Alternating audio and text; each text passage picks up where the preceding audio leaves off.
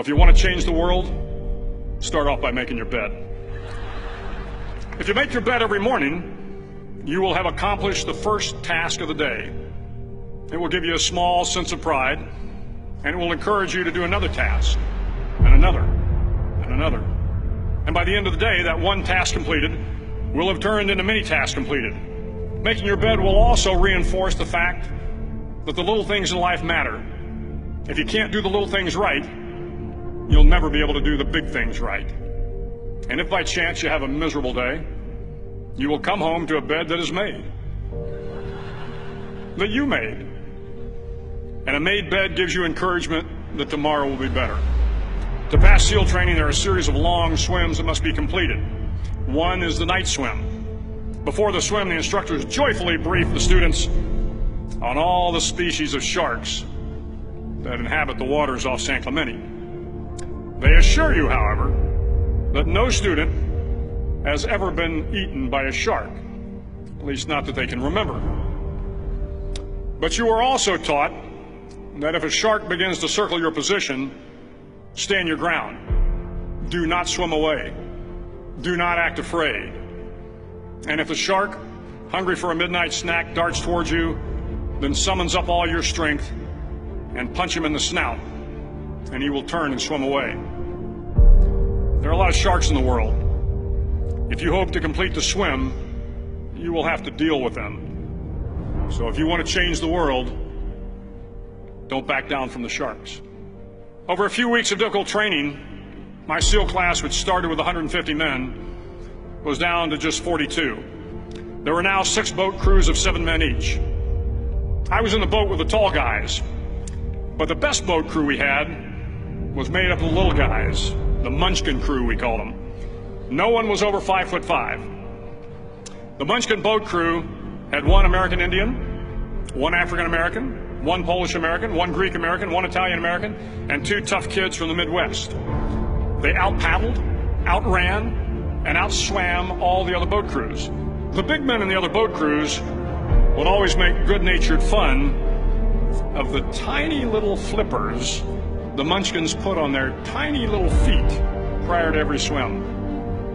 But somehow these little guys from every corner of the nation and the world always had the last laugh, swimming faster than everyone and reaching the shore long before the rest of us. SEAL training was a great equalizer. Nothing mattered but your will to succeed, not your color, not your ethnic background, not your education, not your social status. If you want to change the world, measure a person by the size of their heart, not by the size of their flippers. The 9th week of training is referred to as Hell Week. It is 6 days of no sleep, constant physical and mental harassment, and 1 special day at the Mud Flats. The Mud Flats are an area between San Diego and Tijuana where the water runs off and creates the Tijuana Sloughs, a swampy patch of terrain where the mud will engulf you. It is on Wednesday of Hell Week that you paddle down in the mud flats and spend the next 15 hours trying to survive the freezing cold, the howling wind, and the incessant pressure to quit from the instructors. As the sun began to set that Wednesday evening, my training class, having committed some egregious infraction to rules, was ordered into the mud. The mud consumed each man till there was nothing visible but our heads. The instructors told us we could leave the mud if only 5 men would quit. Only 5 men, just 5 men, and we could get out of the oppressive cold. Looking around the mud flat, it was apparent that some students were about to give up. It was still over 8 hours till the sun came up. 8 more hours of bone-chilling cold. The chattering teeth and the shivering moans of the trainees were so loud, it was hard to hear anything. And then one voice began to echo through the night. One voice raised in song. The song was terribly out of tune, but sung with great enthusiasm. One voice became 2, and 2 became 3, and before long, everyone in the class was singing. The instructors threatened us with more time in the mud if we kept up the singing, but the singing persisted, and somehow the mud seemed a little warmer, and the wind a little tamer, and the dawn not so far away. If I have learned anything in my time traveling the world, it is the power of hope.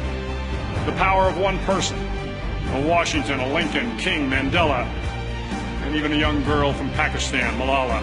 One person can change the world by giving people hope. So if you want to change the world, start each day with a task completed. Find someone to help you through life. Respect everyone. Know that life is not fair and that you will fail often. But if you take some risks, step up when the times are the toughest, face down the bullies, lift up the downtrodden, and never ever give up.